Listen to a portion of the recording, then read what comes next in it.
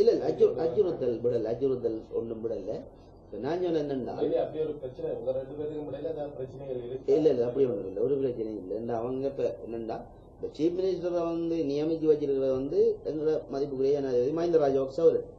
இப்ப ஒரு முதலமைச்சர் கிழக்கமான தேர்தல் முடிஞ்சு ஒரு முதலமைச்சர் தேர்வு வரக்குள்ள எத்தனையோ முஸ்லீம் அமைச்சர்கள் போய் கேட்டவங்க அந்த அமைச்சு முதலமைச்சர் பதவியை எங்களோட முஸ்லீம் குரல்களுக்கு தாங்க. அதையும் மீறி மெம்பர்ஷிப்ல பாத்தீங்கன்னா அங்கே கூட அவங்க இருக்காங்க.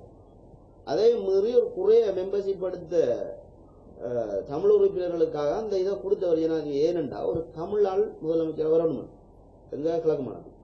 அப்ப அவங்க அரசோட ஒத்துழைச்சி சேர்ந்து போனா இன்னும் கூடுதலான டெவலப்மெண்ட் செய்யலாம் தான் சொல்லப்பட்டது. வேற அச்சுறுத்தல் ஒன்றும் எடுக்க. அதே நேரத்தில் இவங்க தமிழ் தேசிய கூட்டமைப்பா இருந்தாலும் சரி, தமிழ் கட்சிகளா இருந்தாலும் சரி, இப்ப தேர்தல் காலங்கள் நெருங்க தான் இப்படியான கோரிக்கைகள் முன்வைக்கும்.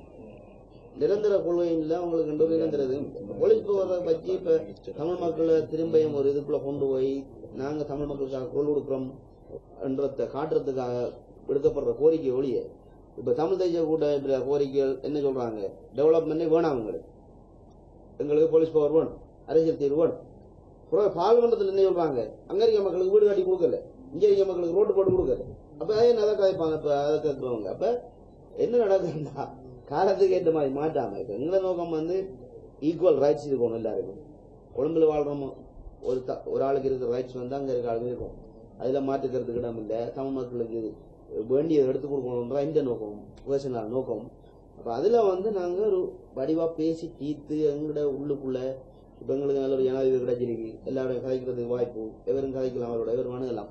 அப்ப ஜனாதிபதி மஹிந்த ராஜபக்சோட கதைச்சு நாங்க இந்த பிரச்சனையை வடிவா சுகமா இணக்கப்படா தீர்த்தம்டா ஒரு பிரச்சனையும் பெறப்படல. இதுல வெளிநாட்டு சக்தி வரணும், அந்த சக்தி வரணும், இந்த சக்தி வரணும் கேட்டுக்கொண்டிருக்கெல்லாம் நடக்கப்படுற விடயம் இல்லை. ஒரு நாள் நடக்காது. ஏண்டா இவ்வளவு பிரச்சனை இருக்கு, இவ்வளவு இது கண்டு ஏதாவது உதவி வருதாங்களுக்கு கொண்டு இல்லை, எல்லாம் நாங்க செய்ய வேண்டியது.